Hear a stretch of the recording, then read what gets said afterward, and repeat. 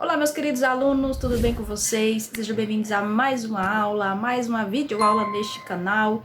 E o tema do nosso vídeo de hoje é o conceito de absolutismo. Isso mesmo, já falamos da Reforma Protestante, que foi o assunto anterior, do Calvinismo, Luteranismo, Henrique VIII e suas várias esposas, mas vamos focar agora em uma outra etapa importante da história moderna / contemporânea. Vamos falar do conceito de absolutismo, tá bom? E antes de mais nada, eu gostaria de ler para vocês uma citação que está nessa obra aqui, uma obra que eu sempre cito, inclusive está toda marcada aqui, uma obra que eu sempre trago nos meus vídeos, das minhas aulas, das minhas apostilas, é uma referência recorrente, que é a obra do Edward McNall Burns, História da Civilização Ocidental, em 2 volumes. Esse aqui é o volume número 2. Então eu vou ler uma citação para vocês, uma citação do Bossuet, que era defensor da teoria do direito divino. Não se preocupem que mais na frente vocês vão entender o que eu estou falando quando nós formos estudar os teóricos do absolutismo, Nicolau Maquiavel e etc. E o Bossuet ele se enquadra nessa linha dos teóricos do absolutismo.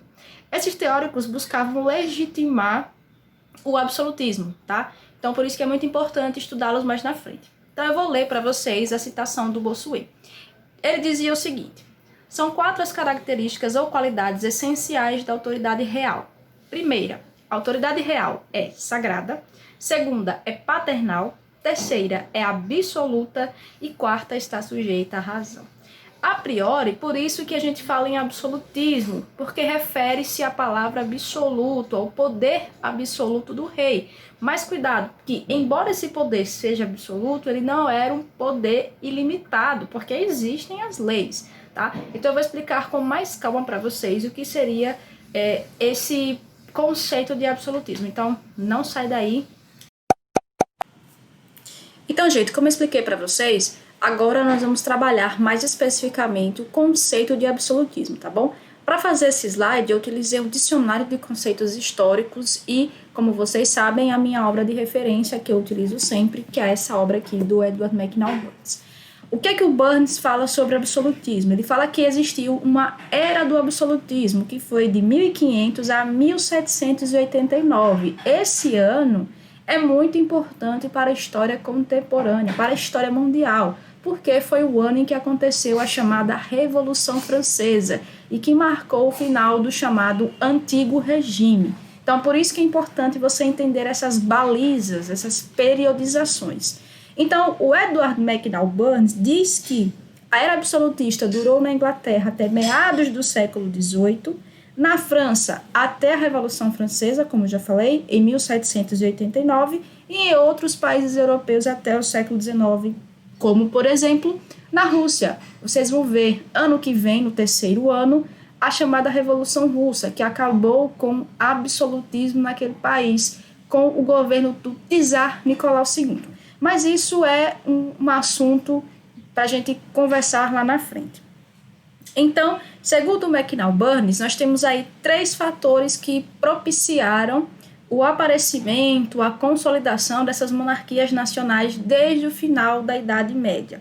Primeiro, porque nós temos a nova riqueza dos monarcas possibilitou o pagamento de uma máquina burocrática, bem como a criação de novos órgãos e de governo, e, acima de tudo, aqueles que dirigiam a organização militar e a política exterior.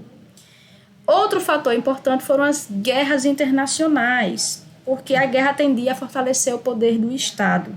E terceiro, a Reforma Protestante, que contribuiu consideravelmente para o incremento da onipotência dos reis. Então, 3 fatores aí que favoreceu o desenvolvimento do absolutismo, ou da era absolutista, como diz o Edward McNall Burns. Então, aqui na sequência, nós temos aqui o conceito de absolutismo, tá? É um conceito histórico que se refere à forma de governo em que o poder é centralizado na figura do monarca, que o transmite hereditariamente. Então, o absolutismo é uma forma de governo que tem um período específico da história para existir, como eu já falei para vocês, e o absolutismo ele foi um sistema específico da Europa do século XVI ao século XVIII. Então, não podemos falar em regime absolutista na Ásia, por exemplo. Não podemos falar em regime absolutista na África. Então, é uma particularidade do continente europeu, essa forma de governo absolutista, certo?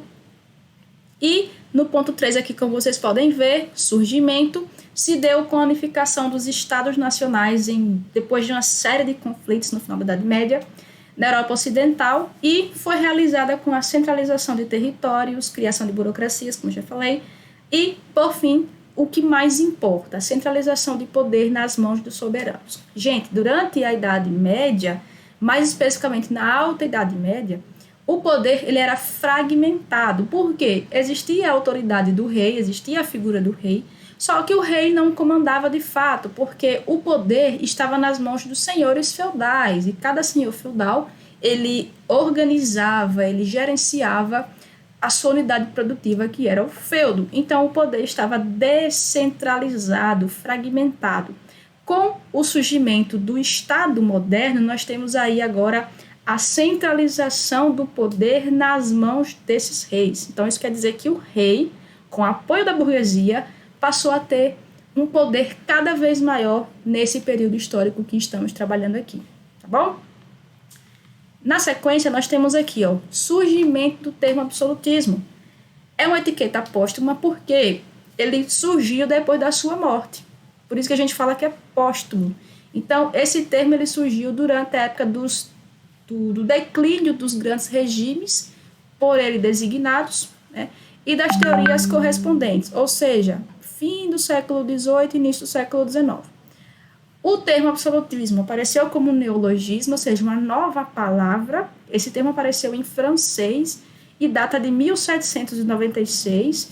Então, era um neologismo pejorativo, ou seja, tinha uma conotação ruim, de crítica àqueles que utilizavam, tá? E depois desapareceu com a Revolução Francesa, esse caráter negativo.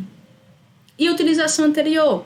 Esse vocabulário já teria sido utilizado desde o século XIII, justamente para falar desse poder absoluto desempenhado pelo soberano, esse poder supremo e praticamente irrestrito, mas cuidado porque ele não era ilimitado, tá? O poder do rei, embora seja absoluto, ele tem limitações. Então aqui nós temos o desenho desse Estado centralizado, que seria isso. A aproximação entre a monarquia e a burguesia, isso foi muito importante, porque ambos tinham o mesmo interesse, é como se fosse uma via de mão dupla.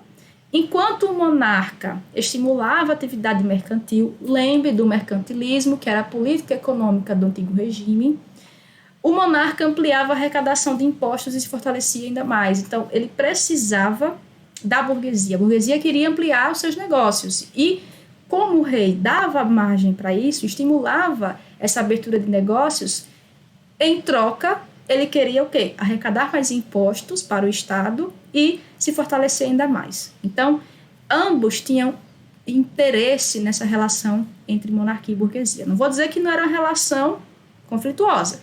Claro que era, porque nós temos aí os outros nobres que compõem a nobreza, não somente o rei. Então, assim, o Estado moderno mantinha uma poderosa administração estatal, com vasta burocracia, constituída essencialmente de membros da nobreza que sustentavam o poder desse rei. A gente fala da nobreza de toga, tá? A nobreza de sangue, então são assuntos que é bom a gente sempre lembrar. Importante, o Estado centralizado surgiu, assim, interligado aos conflitos políticos entre nobreza e burguesia, característicos desse momento histórico, além das disputas políticas entre os príncipes e a Igreja Católica, visto que o papado, durante toda a Idade Média, foi com uma considerável força internacional. É aí a importância da reforma protestante. Muitos príncipes ficaram do lado dos reformadores e contra a Igreja Católica, visando justamente diminuir o poder dessa instituição na sociedade. Então, isso é muito importante de se mencionar, gente. Na sequência, nós temos aqui a importância da França, porque foi lá onde surgiu um primeiro regime absolutista de forma acabada e do surgimento da base teórica em relação a esse absolutismo. Foi o reino da França no século XVI. Então, aqui nós temos uma ligação muito grande entre política e religião. E aí, na próxima aula, eu vou explicar muito bem o que seria isso, essa teoria do direito divino, ou seja, o rei está no trono porque Deus quis. Então, o absolutismo tendia a conceder ao rei um caráter sacralizado. Vocês me entenderam? Então, é como se o rei fosse um Deus, um mensageiro de Deus na terra, ou seja, o escolhido para estar ali. Então, é muito importante que a gente entenda isso, tá bom? Gente, na próxima aula eu vou trazer os teóricos do absolutismo, então não percam, se inscreva aqui no canal e fiquem de olho nas novidades, tá bom? É isso, até a próxima aula e tchau, tchau.